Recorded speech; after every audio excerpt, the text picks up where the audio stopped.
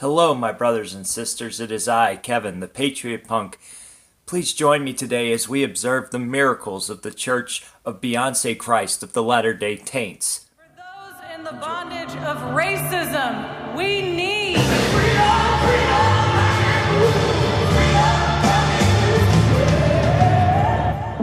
So I wasn't joking. This is a real thing, this Church of Beyonce. And it's fitting because, as Jim Goad says, the left are the new church ladies. They're fanatical and dogmatic. So who better to lead their church than, a black, racist, feminist, billionaire globalist like Beyonce? It's perfect. I'm at Grace Cathedral in San Francisco, California. Hundreds of folks are going to come here to witness the Beyonce Mass, bringing together secular music and a religious message to tell a story of empowerment for particularly women of color, but for anyone who happens to sing praises to the goddess herself, Beyonce. So, of course, it's in San Francisco. And did you see that line outside the church? It looks like a scene from Idiocracy where they're all lined up outside of a church to worship some pop star. It's funny because all the people in that line were like old hippies too, trying to get one last act of resistance in before they hit hospice care. Here we go.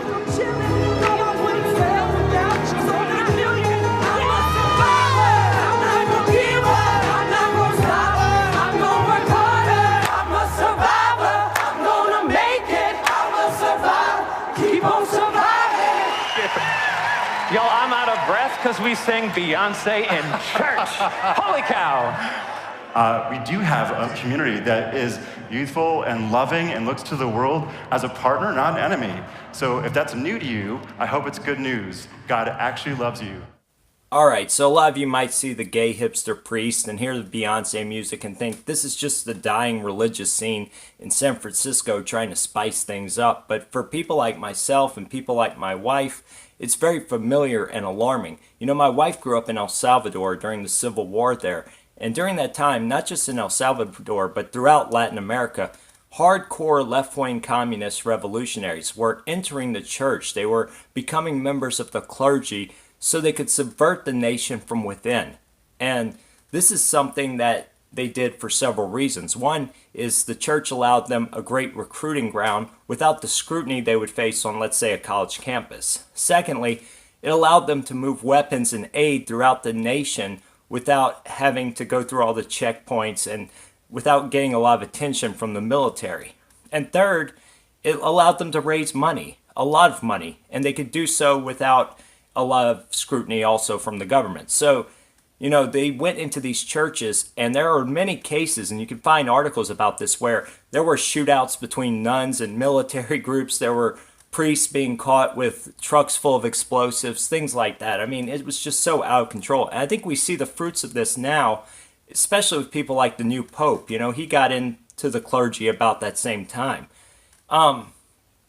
This is dangerous. And we're seeing this in America now, which is funny because it seems like we would be ahead of Central America, but now Central and South America are pushing away from Marxism, and we seem to be headed towards it. And we've seen clergy in places like Charlottesville attacking right-wingers. We've seen, myself, I saw a church here in Raleigh. We went to a unity rally here in Raleigh that was supposed to be to unite left-wing and right-wing people, and it was just a church full of different clergy people attacking President Trump and singing songs about how, social justice is for everyone. It was so ridiculous and embarrassing for us to even be there. And when we finally spoke out about something, they tried to kick us out. So, this is what we're seeing now in America with our clergy. And it is alarming, and they don't have any interest in spreading God's word. They want to spread the word of Marx. What can you tell me about the progressive nature of Grace Cathedral? I think a lot of the people who show up tonight are people of color, LGBT people, people on whom other people's narratives have been projected. Okay, so this is in San Francisco, California. So if anybody's trying to set a narrative for LGBTQ people and people of color, wouldn't it be the people there in that liberal bubble? You know, it's funny talking about projection from the left. The left always project, and they always try to set a narrative. These are the same people who project a narrative onto us in flyover country that we're a bunch of rednecks wearing rebel flag shirts, sitting around in our basements plotting on how to oppress black people and LGBTQ people. The fact is that here in North Carolina, you might see a white guy wearing a rebel flag shirt, but he's going to be standing next to his best black friend who's also wearing a rebel flag shirt. And I mean, just to be honest, the church hasn't been the best about lifting up those voices. It really began as us saying, how can we actually be the people of God that we hope to be in the world? And Beyonce is the perfect passage to get that message out there. No, that would be Jesus. Honestly, I think Beyonce is a better theologian than many of the pastors and priests in our church today. Okay, he's insane. That is not an exaggeration. According to a recent Gallup poll, Catholic church attendance has gone down nearly 40% since the 1950s. But tonight's Beyonce Mass is set to draw crowds in the hundreds. And though I don't consider Beyonce to be a religious symbol, like some of her most ardent fans, there's no denying her strong use of religious symbolism throughout her music and performances, paying homage to everything from female African deities, the Last Supper, Black Madonna, and the Virgin Mary herself. So the reason for this ranges depending on how red-pilled you are, I guess. You know, at best, it's just iconography being used to sell albums. At worst, it's mockery of Christianity or occult symbolism. It's not anything to do with some burning passion for scripture that Beyonce has. I spoke with Reverend Malanda Norton, Beyonce fan and organizer of the event, to find out where the idea came from to mix Beyonce with the Bible. The event was born out of a class that I teach called Beyonce in the Hebrew Bible. So I walked them through this process of thinking about how the music of Beyonce helped us have conversations about Black women and how we worship and our spirituality. Okay, parents, this is what you are paying for when you send your kids to college nowadays. You know, I would love to be a fly on the wall in that class. I'd love to be in that class. I would just drop red pills all day. And, you know, I should learn my lesson. That actually got me kicked out of another class when I was in college. I'm sure you can picture me in class with some extreme leftist SJW professor. I was just constantly there with my hand up, like, you know, oh, but Rothbard says, oh, but Hans Hermann Hoppe says. You know, I was doing that the whole time. So talk me through how you analyze a song like Flaws and All for your students. She has this ambiguous audience, right, in the song. Maybe it's Jay-Z, maybe it's her fans.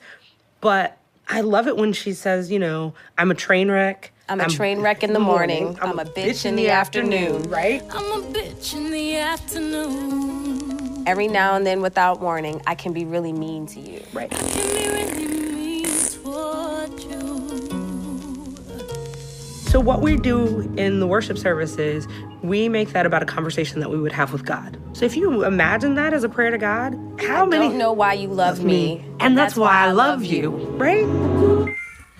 Okay, I get how this works. It's like that one spiritual hymn by Weezer, you know. Say it ain't so, whoa, whoa. Jesus is a heartbreaker.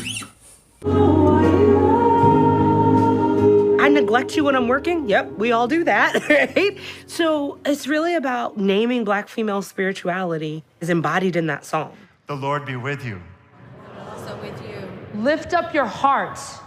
Them up to the Lord. We live in a world where a mostly male church debates whether or not women should be ordained. But Jesus chose Mary of Nazareth, a woman of color, and another woman of color, Mary of Magdala, to be the prophet of the resurrection. So what is very clear to me is that God is a lot more comfortable in trusting his power and authority to women of color than the church is.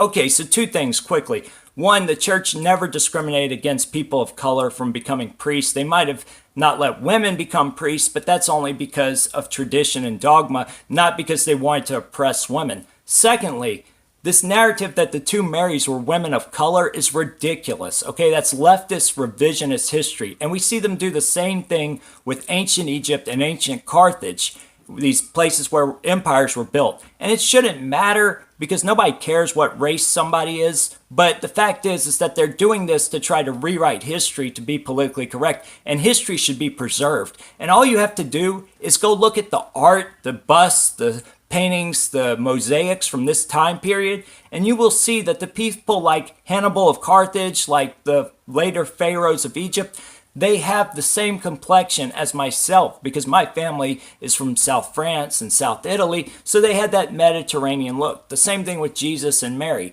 The African and Arabic influence didn't come till much later. I've been asked time and time again, why Beyonce? I believe that she reminds us that sometimes you have to do your thing your way. You don't do it on demand. You don't do it for your oppressor. You don't sing when they want you to sing. You sing when God tells you to sing. Never give them your song. Okay, is somebody telling them they can't sing? What is going on here? You know, I really think that many black Americans have been so brainwashed by years of Democrat programming that they actually have these stories in their head that people are telling them they can't do things or that they don't have the same freedoms the rest of us have. And it's so ridiculous. And again, what does any of this have to do with Jesus? Beyonce didn't become Beyonce on her own. I'm not standing in front of you because of anything that I've done. I'm here because of the Mary Nortons of the world, the Daisy Washingtons of the world. These are women whose names you'll never know, but black women who fought to their core to make sure that there was a better tomorrow for those who could stand in front of you and say, as a black woman, I am created in the image of God, and I am here to change the game and make the world a better place. Well, there's only one way to make the world a better place, and that is for you guys to stop voting Democrat. Please, just do that one thing. It will make the world much better, believe me. For those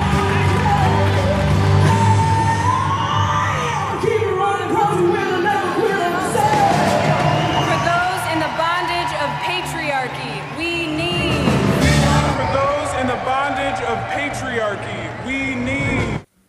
Oh my god, this video is so cringy, it just gave me AIDS. I swear, this is what I'm talking about. These people live in like a cartoon caricature of America drawn by some left-wing propagandists. There are places where people live in the bondage of patriarchy, don't get me wrong, but it's not here in America. It's countries where people look a lot more like Beyonce and a lot less like President Trump. I'm unapologetically a minister of the gospel. I am unapologetically a biblical scholar. And I am unapologetically a Beyonce fan. And I don't feel like I need to apologize for any of those things. No, but she should apologize to me for giving me AIDS, and she should also apologize to the black community for being part of the Democrat plantation. I think that Yolanda's sermon of knowing when to hold on to the hands that are next to you and stand tall and to not give up, those are messages that are not exclusive to just a woman of color experience. Those messages are necessary for everyone, and to use Beyonce and her music as a platform to bring people into the church to hear the message was truly, truly powerful. I'ma keep rolling 'cause a winner never quit on themselves.